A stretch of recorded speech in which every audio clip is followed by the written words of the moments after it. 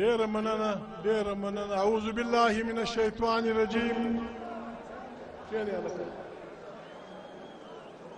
بسم الله الرحمن الرحیم د پښتونخوا وطن د ډېرې غیرتي او غړیالۍ خاورې دلته د جنوبي پښتونخوا د هره کونجه او د پورې خوا بیا د خیبر پښتونخوا سره ښاغلو پښتنو مشرانو کشرانو او غړیالیو ملګرو تر ټولو د مخه خو زه د هغه ټولو کارکنانو د هغه ټولو سپین ږیرو چې له موسخېله یې راواخلې تر بولدکه له وزیرستانه یې راواخلې بیا تر سوی په خپل خرڅ په خپله هیلاده په خپل هوډ دې جلسې ته راغلي دي د هغو ته د زړه له کومې سلام کوم او الله پاک ته خواست کوم چې خدای پاکه د پښتانه دا اتفاق ټینګ کړي د پښتانه دا یووالی مضبوط کړي او دا کام سرلوړی او د خپل وطن مالک کړي انشاءالله کېږي به عزیزانو په دې دوران کې د 10 ورځې دا ټولو کارکنانو محنت کړی دی پارټۍ ملګرو له نواب صاحبه واخې تر کوچني کارکونه په دې دوران کې هغه خوندو مندو لوڼو چې د دې ملګرو مېلمنو خدمت کړی دی هغو ته سلام کوم الله پاک دې زرغوني کړي الله پاک دې د ښو بچیانو خاوندان کړي عزیزانو نن په داسې یو حال کې په داسې یو وخت کې موږ د خانه شهید عبدالصمد خان اڅکزي نه 40 تلین لمانځو چې په نړۍ کې هم بده ورځ ده زموږ شاوخوا په سیمه کې هم بده ورځ ده او دلته هم د خلکو یا په دې سیمه کې د پښتانه د وینې تنده لا نه ده ماته سوې عزیزانو زه ډېر په اخلاص په کراره 4-5 خبرې کوم یوه خبره د علي وزیر کوم 2 کاله کېږي په جیل کې دی مور پلار وروڼه قوم ګرد ورته ولاړ دی هېڅوک د هغې دغه نه کوي دویمه خبره دلته د پارټۍ متعلق د کام متعلق کوم درېیمه مجموعي چې سبا به څه کول غواړي په دې کې عزیزانو ته زموږ وروڼه یاست ته زموږ عزیزان یاست د موږ سره به عقل شریکوئ د موږ سره به پوه شریکوئ د موږ سره به دست شریکوئ د موږ سره به هڅ شریکوئ پته یې د خدای هم پسې یي پته یې د قرآن هم پسې یي که زموږ خبره د پښتونوالي چپه وه موږ ته به وایاست موږ به خامخا ستاسې خبره منو که زموږ خبره د قرآن کریم د لیکو چپه وه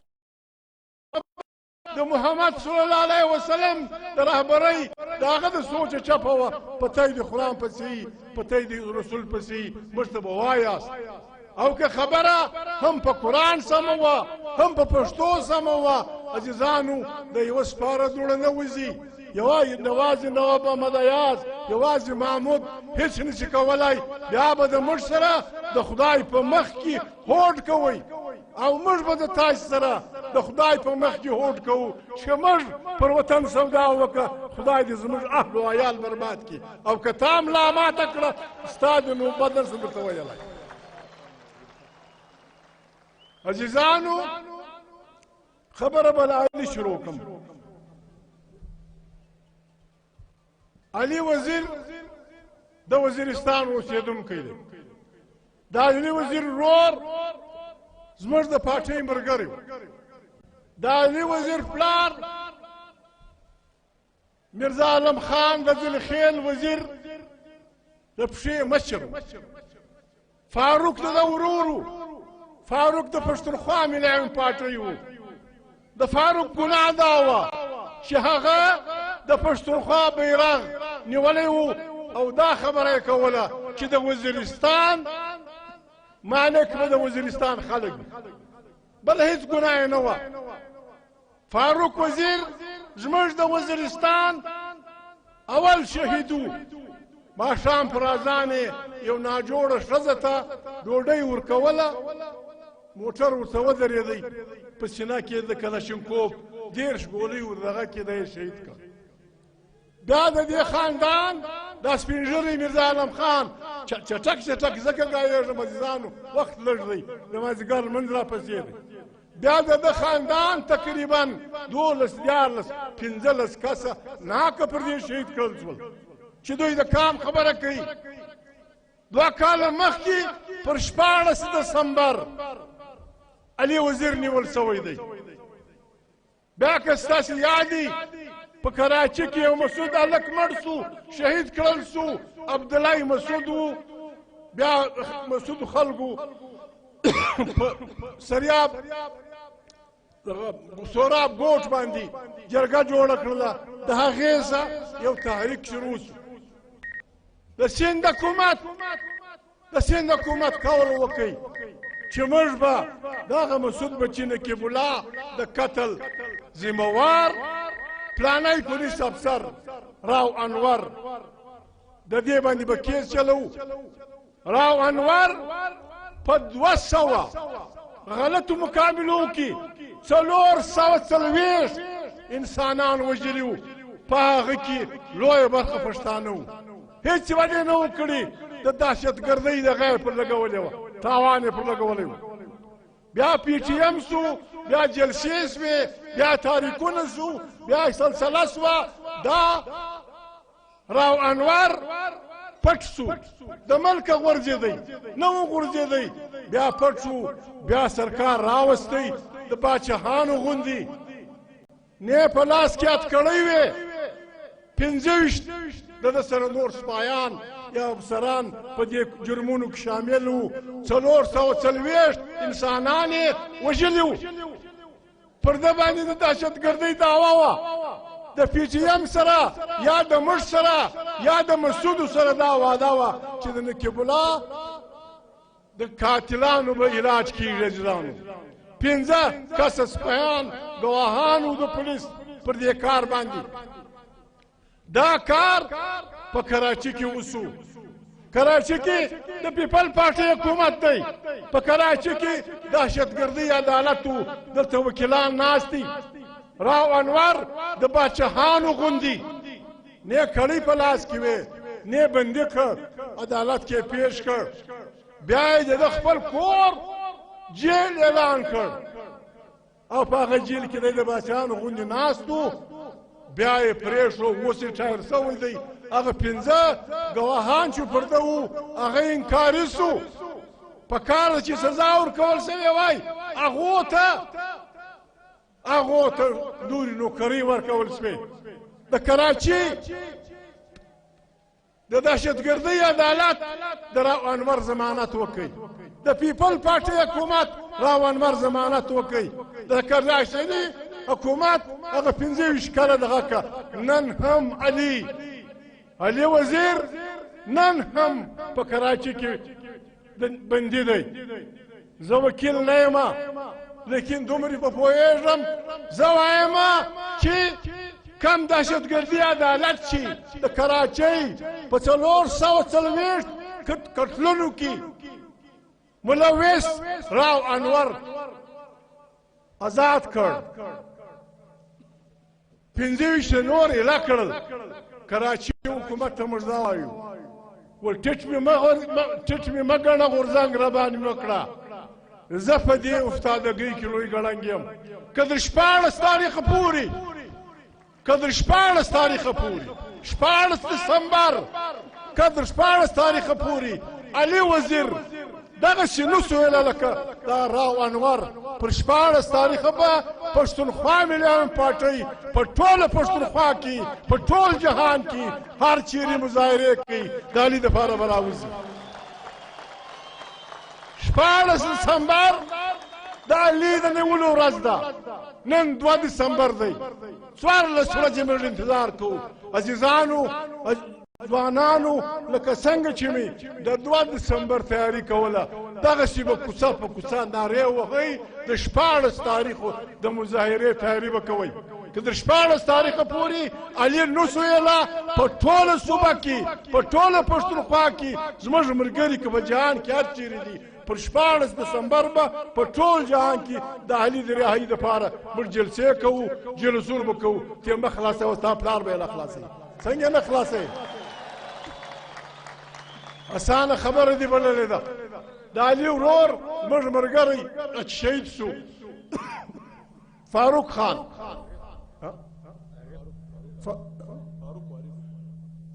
د فاروق خان چې دی شهید سو یو کوچنی زوی یې پاتې سو د خوشحالۍ خبره دا ده ما به ورسره جګړه وه اوس واده مې ورسره کړې وه پر 26 تاریخه یا پر 29 تاریخه هغه هلک واده وکړي زه نه ورغلم مور ته یې دا ګرده جلسه مبارکي ورکوي انا ته یې دا ګرده جلسه مبارکي وکړي دا شادي دې خدای د خیر کړي دا شادي وسوه خدای دې ښه بچیان ورکړي دا د علي خبره شوه عزیزانو بله خبره د پښتانه کام ده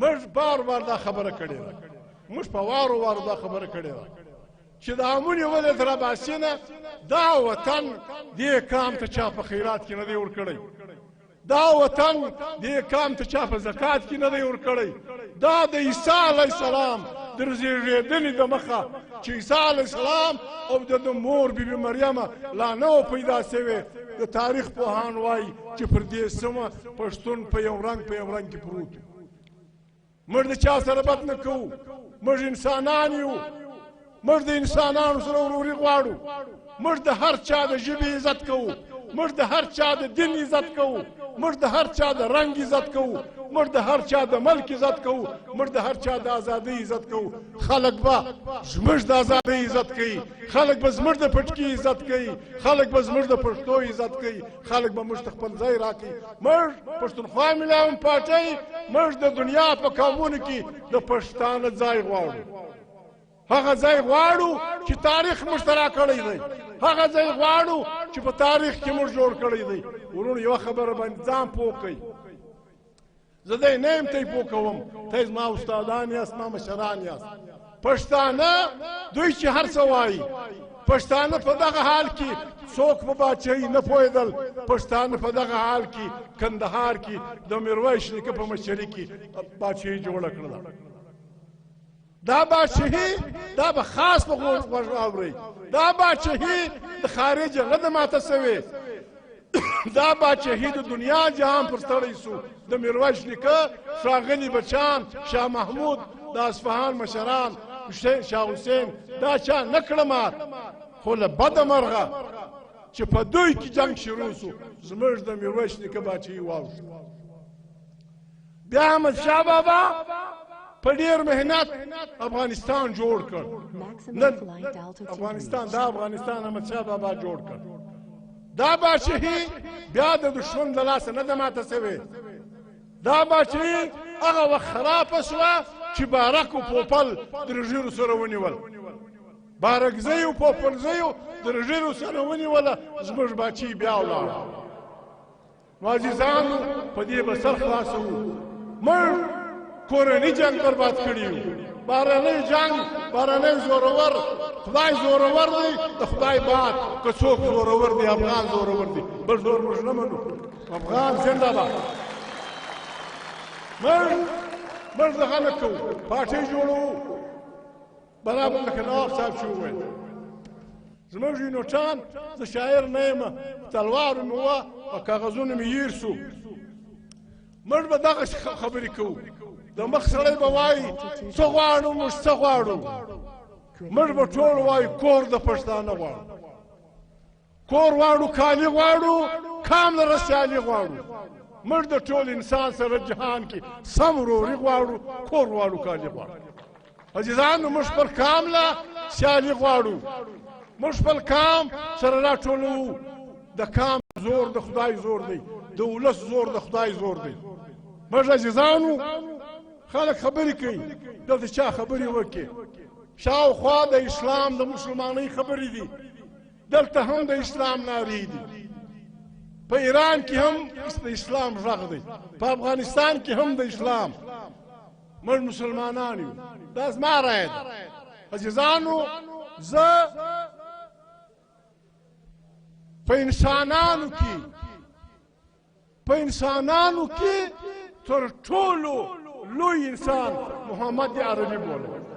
محمد صلی الله علیه وسلم چې په دنیا کې څه انقلابیان پیدا شوي دي، په دنیا کې څه زورور انسانان پیدا شوي دي، چې څه باچهان پیدا شوي دي، په دوی کې محمد صلی الله علیه وسلم تر ټولو لوی انسان دی. دا زه په دې نه وایم چې محمد زما پیغمبر دی، زه په دې نه وایم چې محمد آخري نبی دی، دا زه په دې نه وایم چې محمد صلی الله علیه وسلم خاتم النبیین دی، رحمت للعالمین دی. دا زه په دې وایم چې دا انسان عزیزان دې ته غوږ ونیسئ، طالبان دې غوږ ورته ونیسي، د ایران اخوندان دې غوږ ورته ونیسي. عزیزانو، محمد صلی الله علیه وسلم یو ورځ مدرسې ته نه و تللی، محمد صلی الله علیه وسلم یو ورځ یونیورسټي ته نه و تللی، خپل نوم یې هم ډېر په خواري زده کړی و. دغه سړي په 23 کاله، صرف 23 چې الله پاک ته پیغمبر کړ، په 23 کاله کې 12 په کعبه کې د خپل تربرو سره لګیا و، 12 کاله په مدینه شریفه کې و. دې سړي په 23 کاله کې په جهان کې هغه انقلاب راوست چې نن یې په عربونو خلک مني. مسلمانان تعداد په دنیا کې دا وخت په عربو دی. دا محمد صلی الله علیه وسلم هغه وخت وکړ. دې سړي څه وکړل؟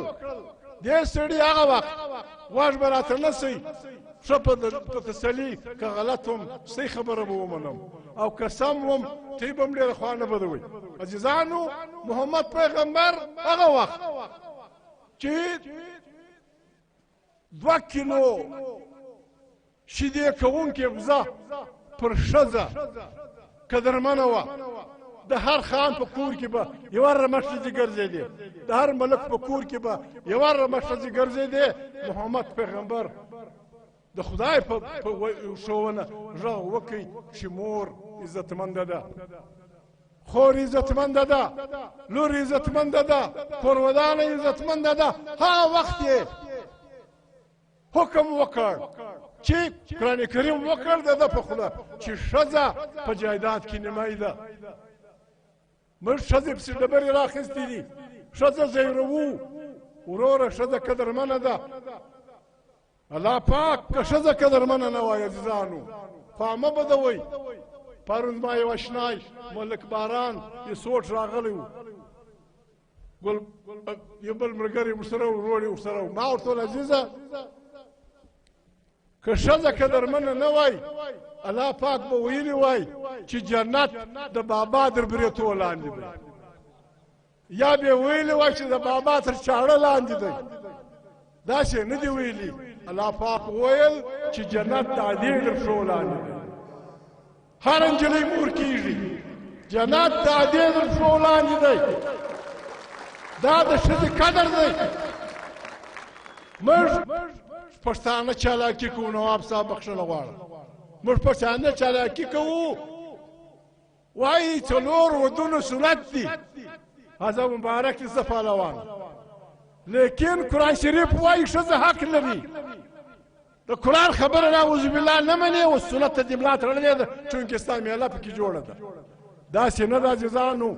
موږ به کام راټولوو، خوندې مندې به دا خوندې مندې زموږ دپاره بچیان روزي، دا خوندې مندې زموږ دپاره دغه روزي. دا محمد پیغمبر حق ورکړ. په 40 کاله کې دلته به علما ناست دي. د افغانستان طالبان ملګري به هم اوري. په 40 کاله کې محمد پیغمبر بی عایشه و دا ځای ته ورسوله چې د صحیح 6 کتابونه 6 ته وایي. د حدیث 6 کتابه دي، په زراو حدیثونه دي. علما چې وایي چا ویل بی عایشه ویل.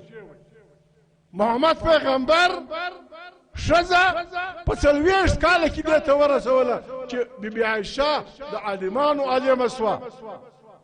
بیا یې په جنګ کې، په فن سپاهګري کې، په لښکرکشي کې بیبي عایشه هغه ځای ته ورسېدله چې پر یو مسله اختلاف راغی، دا و شعر د خدای ته ودرېده.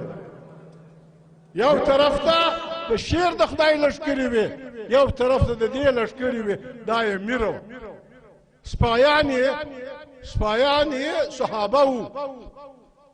نو زه د کندهار عزیزانو ته وایم چې وعزیزه، زما او ستا ښځه به څنګه بیبي عایشه کېږي چې ته د ښځو تعلیم نه منې؟ زما او ستا ښځه به څنګه بیبي عایشه کېږي چې دنیا ته عالمه کېږي؟ څنګه به زما او ستا ښځه د نن زمانې د بیبي عایشې په شکل کې ډاکټره کېږي، پایلټه کېږي؟ مهرباني وکړئ طالبانو عزیزانو، موږ سره ملګري د افغانستان په معنا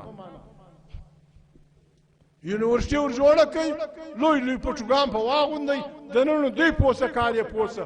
ښځې به د رسول الله حکم دی، د رسول الله حکم دی چې علم فرض دی، دې دپاره که چین له تګ پکار هم پر مړ دا الزام دی. وایي دوی پلانی خبر افغانستان، د افغانستان خبر عزیزانو،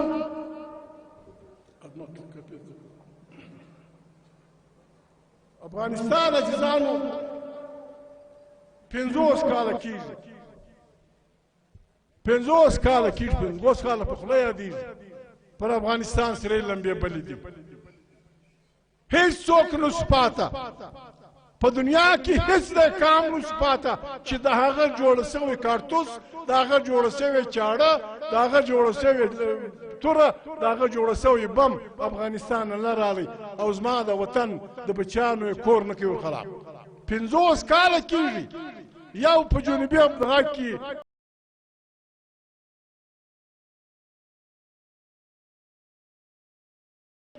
سکیمو ورته وایي، دا ماسې وه.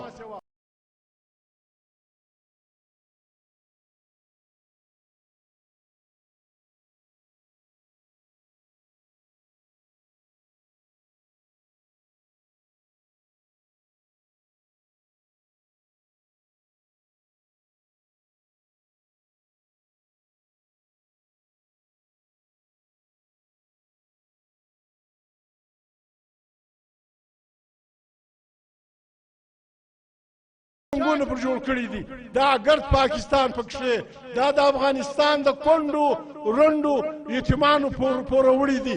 دا به د افغانستان په جوړونه کې مهرباني کوي د خیرات شپېتلې خوندي په دنیا په ورکې ژوند کې ترې شوي دي. خامخا دې راغې که نه وې زما زه الطریق بل غواړم ټولې ولګره چې خلاک دې کې به عزیزانو دا خبره مې خوله غلطه ووته، معافي غواړم. خبره دا ده په زما سره یېرېږي ځینې شیان. په جنګ عظیم اول کې جرمني جنګ بایلو، جرمني جنګ بایلو، دوی پر راوڅرخېدل پر جرمني، د جرمني د پولو څنډې لکه د ازمېړه چې ورته لګیا کړي، هغه هلته ورکړه، هغه هلته ورکړه، هغه هلته ورکړه. د جرمني د څنډې مځکې یې بلجیم ته، فرانس ته، پولنډ ته او ډنمارک ته ورکړه. د جرمني باندې پوځ یې ورلږ کړي، بحریه یې ورلږ کړه، پر هوایي پوځو یې پابندي ولګوله، د آسټریا سره د نزدېکت یې پابندي ورکړله او د اقوام متحده پر ځای باندې چې کوم دغه جوړېږي لیګ اف نیشنز، د دې سره یې بند کړي. بیا یې ورته وویل چې چونکې تا جنګ ګډ کړی و، ورسیلس معاهده ورته وایي، وي آر ولیکو، ورسیلس معاهده باندې امپوز کړه چې تا چونکې جنګ ګټلی و، ته به زموږ د ټولو جنګونو تاوان راکوې. د هغې یو 301 پیدا کړو. بخښنه غواړم چابک لګیا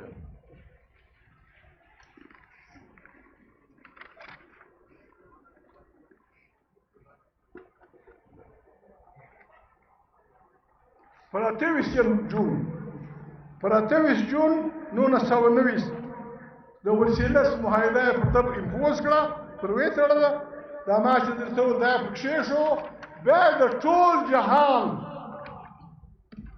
چې ما ته به پور راکوې تا جنګ ګډ کړی 14 کاله یې د جرمني سره 14 کاله یې د جرمني سره د هغه جنګو پور اخیستی و چې دی پخته شوی و زما پور به څوک راکوي زه په چا پسې نه یم تللی یا روسیان راغلي دي بیا امریکن راغلي دي بیا تماشې کړي دي بیا زما په وطن کې میله جوړه کړې ده بیا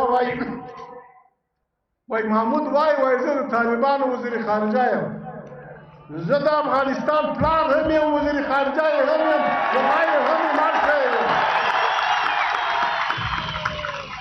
بیا وایم زه د افغانستان هم وزیر داخله یم هم یې وزیر خارجه زمانه پښتونخوا زه محمود معنا نه لري زمانه پښتونخوا زه د افغانستان هم پلار یم هم یې وزیر داخله یم هم یې وزیر خارجه یم هم یې ملا یم هم یې پیر یم او پاکستان ته دا وایم پاکستان زموږ ملک دی پاکستان زموږ ملک دی په چالاکۍ وطنونو نه خوړل کېږي پاکستان میں اردو وغیرہ پشتو لگا لازم شو رہی میں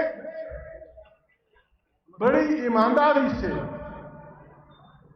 اپنے حکمرانوں سے ریکویسٹ کرتا ہوں ہمارے ملک پہ بڑے خطرناک الزامات ہیں ہمارے ایٹمی اثاثوں کے متعلق لوگوں کے ارادے بڑے سخت ہیں ان حالات میں ہم نے ادھر ملک میں بھی میری تجویز ہے پشتونخوا میڈیم پارٹی کی تجویز ہے پاکستان اقتصادی مالی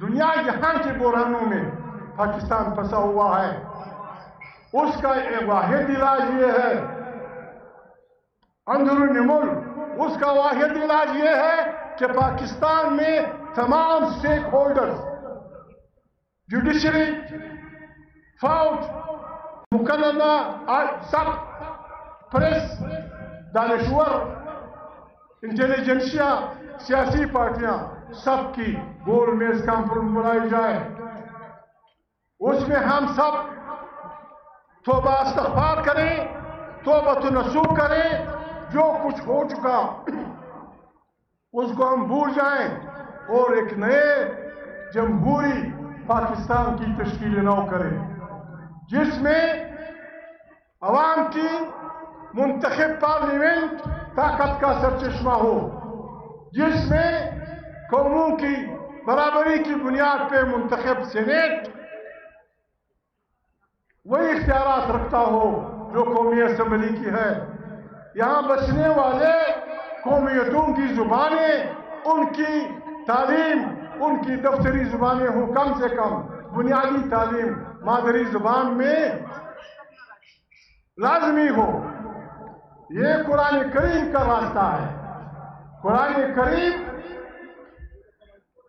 فرماتے ہیں اللہ پاک قرآن مجید میں کہ میں نے نہیں بھیجا کوئی پیغمبر کسی قوم کے پاس سوائے اس قوم کی زبان کے محمد عربی کو مخاطب ہے اللہ پاک کہ یہ قرآن کریم بہت سادہ کتاب ہے میں نے یہ باللسان قوم ہی تیری قوم کی زبان میں نازل کیا ہے اگر زبان کی اہمیت نہ ہوتی تو ہماری 4 کتابیں جو ہمارے پاس پڑھی ہیں دینی کتابیں تورات انجیل زبور اور فرقان اگر زبان کی اہمیت نہ ہوتی تو ان 4 اللہ کے کتابوں کی زبان ایک ہوتی لیکن ایسا نہیں ہے زبور کی وہ زبان ہے جو زبور قوم کے لیے آئے ہوئے پیغمبر اس قوم کی تھی عیسیٰ علیہ السلام کی کتاب کی زبان موسیٰ علیہ السلام کی کتاب کی زبان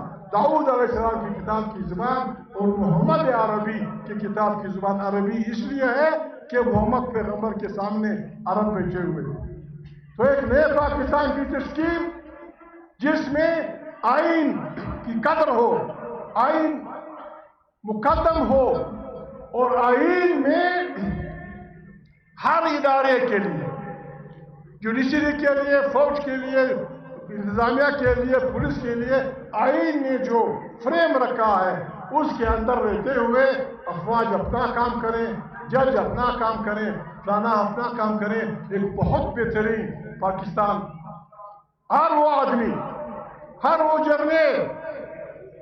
जर्नल जो आइन की पासदारी करता है, मैं पश्तूनख्वा मिलियम पार्टी की तरफ से हम सलूट करेंगे। जो जज आइन की बालादस्ती मानता है, वी सलूट हिम। जो जर्नलिस्ट, जो आदमी और जो जज, जो जर्नल, जो पागल आइन से खिलवाड़ करेगा, आइन का मजाक उड़ाएगा, मुर्दाबाद, मुर्दाबाद, जो भी है मुर्दाबाद। ये पाकिस्तान बेहतरीन पाकिस्तान होगा। दूसरी बात पाकिस्तान की, अफगानिस्तान के साथ पाकिस्तान के जो तमाशा है ये नहीं चलेगा। पाकिस्तान का बेहतरीन दोस्त अफगानिस्तान हो सकता है, लेकिन उसके लिए हमारे, क्या कहूं, हमारे सियासत से ना समझ लोग, इन दो बातों से उन्हें हटना होगा। पहली बात यह कि अफगानिस्तान पाकिस्तान का 5वां सूबा। दूसरी बात यह कि स्टैटिस्टिक जब अफगान ये समझते हैं, मैं किताब पढ़ रहा था, ये मुला ज़ईफ अपनी किताब में लिखता है, जो यहाँ सफीर था, वो इस्लाम कहता है कि ISI या पंजाब या पाकिस्तानी हुकूमत हमारे मुल्क में कैंसर की तरह दाखिल हो चुकी है और हर अफगान ये समझता है। हमें अफगानिस्तान को दोस्त बनाना होगा। ये दो बातें छोड़ के फिर दूसरी बात लोग करते हैं,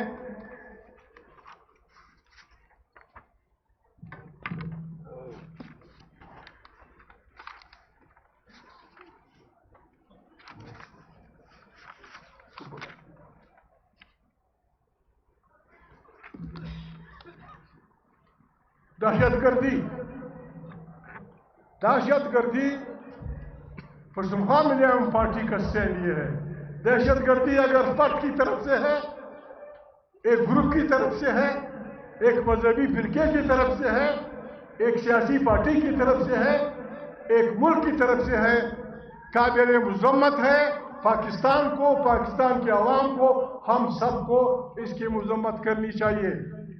लेकिन इस कोशिश में सिर्फ अफगानिस्तान को मुजरिम ठहराना ये खतरनाक है, ये खतरनाक है। 2-4 मैं नाम लेता हूं।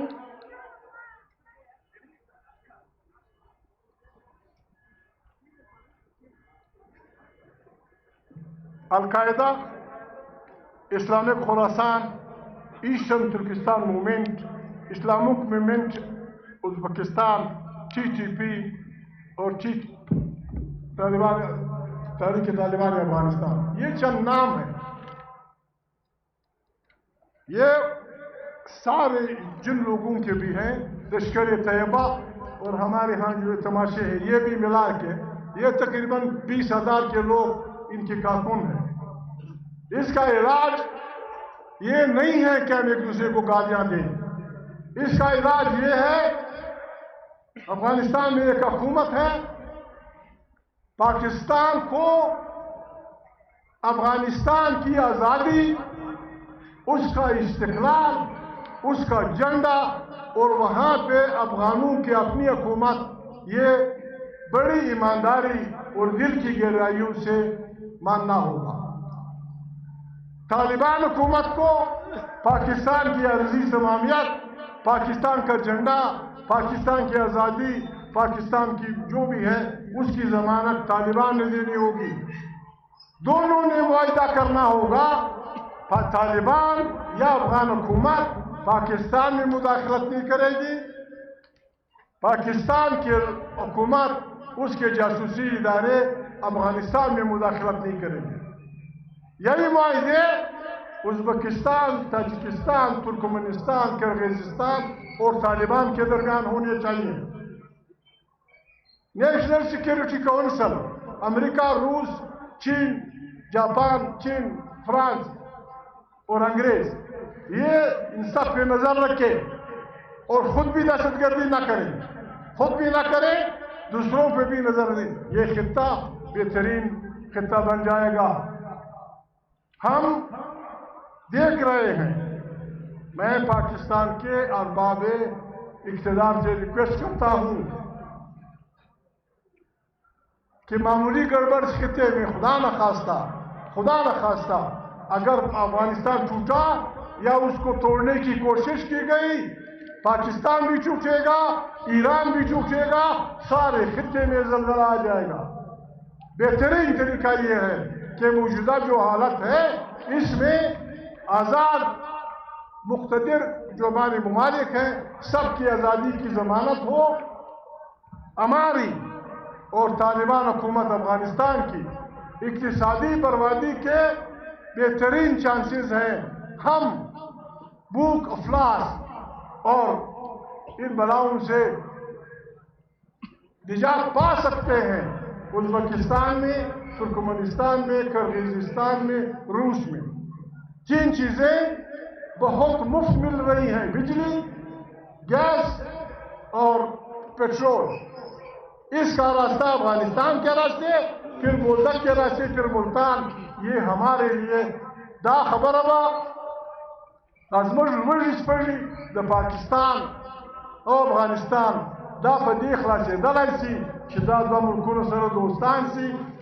د کرغزستان او د ازبکستان، تاجکستان سره بجلی، تیل او ګاز په پایپو کې چې را روان کي، د دې په کروڑاو ډالره کرایه افغانستان ته رسېږي، د دې په کرایه دغه ته رسېږي پاکستان. دا به یې ښه لارې. بله خبره پاکستان کې خلک کوي کرزي صاحب وایي. کرزي صاحب د افغانستان صدر و، بیا راغلی و په دغه کې مجلس کړی و، جنرال کیاني د فوج. او کیاني ما ته وویلې چې دا پښتون به په وکیې دا زموږ پښتون دا به په خپل سیاست کې و اسلام آباد ته ګوري او د ډیورنډ له اخوا چې کوم پښتون دی هغه به کابل ته ګوري. ما کرزي صاحب موږ لیوني نه یو چې موږ پاکستان به افغانستان په مشکلاتو نه پوهېږو. موږ به بلکل دا ومنو، خو د پښتانه د ډیورنډ لاین نیولې بیا تر پنجاب تر کیبلپور ضلع اوس اټک ورته وایي دا پکښې زموږ منځنۍ پښتونخوا پکښې خیبر پښتونخوا پکښې دا به په یوه پښتونستان کې دا به په یوه صوبه کې ګډ به یو ځای بلکل موږ اخواته داسې نه ګورو چې موږ پاکستان ماتوو. لیکن موږ ته به پاکستان دا ضمانت راکوي چې په افغانستان کې به مداخلت نه کوي، په افغانستان کې به کوڅه نه وي. افغانستان هم زنده باد، پاکستان هم زنده باد. بله خبره عزیزانو دا خوشبړي تار ده، ازغن تار، ډیورنډ لاین.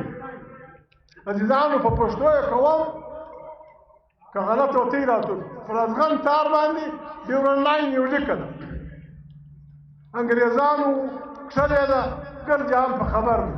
اوس موږ دا زموږ بدقسمتي ده یا خوشقسمتي ده چې موږ یو قام یو، ملکونه مې 2 دي.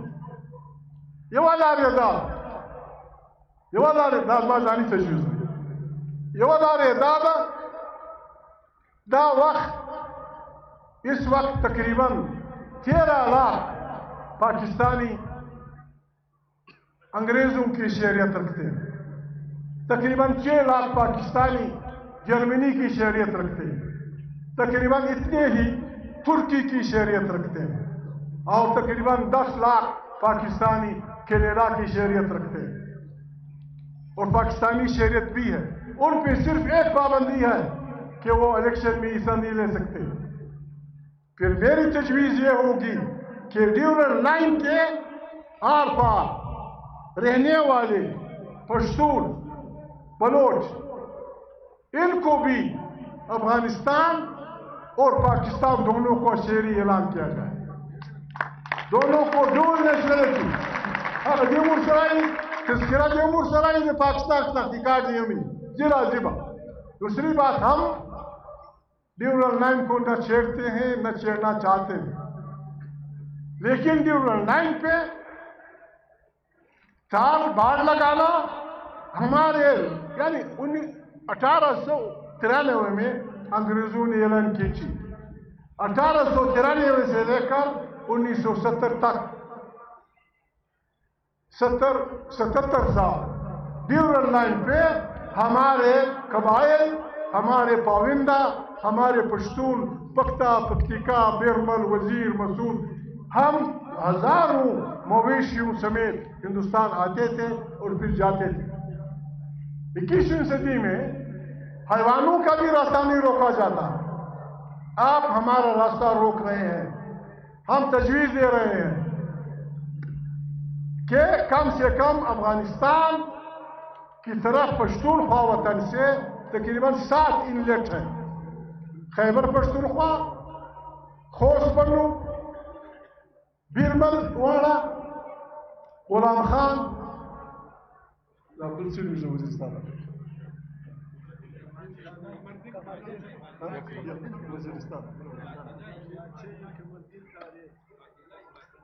وزیرستان، انگوراڈا وزیرستان، یہاں توبہ شیخ زئی دوبندی، ادھر بادینی جو میں نواب صاحب کے گھر کے پاس بادینی اور غزنی قمردین 4 آؤٹ لیٹ ہیں. بادینی میں میرے خیال میں پاکستان نے کسٹم ہاؤس بنا دیا ہے. ان 4-7 آؤٹ لیٹ پہ ہر جگہ کسٹم ہاؤس بنائے جائیں اور وہاں بھی افغانستان کی طرف ہمارے اس پہ آنا جانا آزاد کیا جائے. یہ دونوں ملکوں کے خیر میں ہے. لکمردین نیولے بیات خیبر پشتونخوا پوری، انگوراڈا، بیرمل، خوست بنو، غزنی کمردین، بادینی، دوبندی پشن توبہ معروف ہوا لاری مجلرو. اگر پشتون، کوئی بھی پشتون اسلحے کی اسمگلنگ کرے، جو سزا چور کی وہ سزا دے اس کو. اگر وہ افیون، چرس، بلا بتر کی کرے، باقی ہمارا کاروبار ہے. سپاریم کاروبار دی، بادامم کاروبار دی، شنیم کاروبار دی، روڑا روپے. خدا نہ خواہ دیکھیں ہمیں مجبور نہ کریں، یہ ہمارا ملک ہے. اگر ہماری اس طرح کی آمد و رفت پہ پابندی لگائی گئی تو یہ پشتونخوا ملیم پارٹی کا حق ہے کہ وہ انٹرنیشنل کورٹ آف جسٹس تک جائے. مجھ مجبوری ہے بدلان عدالت کی، مجھ مجبوری ہے لگا کہوں مجھ پاکستان ساتل ہوا تو بنو کی جرگہ سوئے ہوا بنو کی، یعنی آپ حضرات کے لیے جنرلسٹ صاحب بھائی، تربیلا ڈیم بنا. تربیلا ڈیم کا پانی جب اس کا ڈیم جو میلوں پہ ہے، اس میں ریاست امن کے 48,000 ایکڑ زمین غائب ہوئی. 48,000 ایکڑ زمین امن ریاست کی غائب ہوئی. ثوابی کے ساتھ وعدہ تھا کہ اس کے خشکابے کے لیے 5,000 کیوسک پانی دیا جائے گا. یہ سارے وہ قصے ہیں جس کے لیے پشتونخوا ملیم پارٹی نے مصمم ارادہ کیا ہے کہ وہ اس ملک کو انسانوں کے رہنے کا بہترین ملک بنانے کی کوشش کرے گی. ہم کسی انسان سے زبان کی بنیاد پہ، رنگ کی بنیاد پہ فاصلے ناپنا گناہ سمجھتے ہیں. پاکستان یہ ڈیر شائستہ ملک جوڑے دائی سی. پاکستان کی پشتون بلوچ دل تمج بلوچ ماما توائی بلوچ ماما دمکی بے نہ بولے، دمکی بے نہ بولے. دار میں گزارا گرانا دا چی ماما پا خور شماری چی پا ورور شمار نکے دا صوبہ دائی سرویشم لکا کیک شتر پیچی پکی چارا دا چلی سرویشم نیم پنیمہ بیو کلی ورورا برٹش بلوچستان کی برائی بکچائی جمالیان بچاغی اجزان ورسر مرگری دا جورات خپل بلوچ دلتا خپل صوبہ جوڑو بس افغانیہ با نومی افغانیه بیا که موږ سره ګډول موږ سره ګډ شو وروره دا فیصله کوئ وروره په خواست نه په زاري نه جنګونه نه کوو عزیزانو لکه نواب صاحب چې وویل پارټۍ لوټونه وجوړوو د ولس په طاقت به دلته هم نیم په نیمه برخه اخو په پاکستان کې به هم پښتونستان جوړوو افغانستان به د بدۍ خلاصوو اسلام زنده‌باد پاکستان زنده‌باد پښتونخوا زنده‌باد تاسې ګډ زنده‌باد عزیزانو ملګرو خدا خوښ دې به زه لګېدای ډېر نه ګړبېږم ډېرې خبرې وایي د قرآن شي درې څلور لارې به وکړم ښه په خوشحالي خپل منځونه وکړئ کار کوئ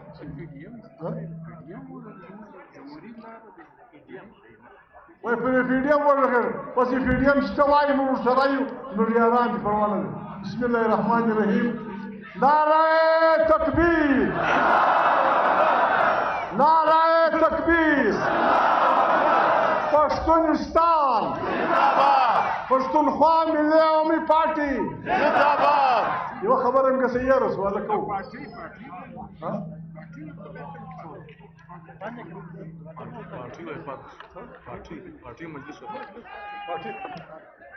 هلکه ما یو شخص کسان د پارټۍ ایستلي دي ته څنګه خوښ دا ماشي بس صحیح شو یا پوښتنه نور مهرباني پارټۍ مجلس ته کړو چې راغلی سي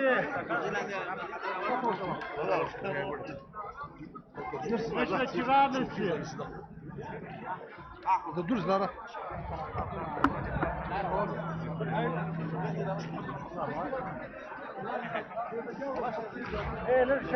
پښتونخوا ملي عوامي پارټۍ ستر سالار ستر شهید اوس سید شرف آغا صوبایي ډیپټي سیکرټري ته بلنه ورکوو چې دی راشي تاسو ته قراردادونه وړاندې کړي د نن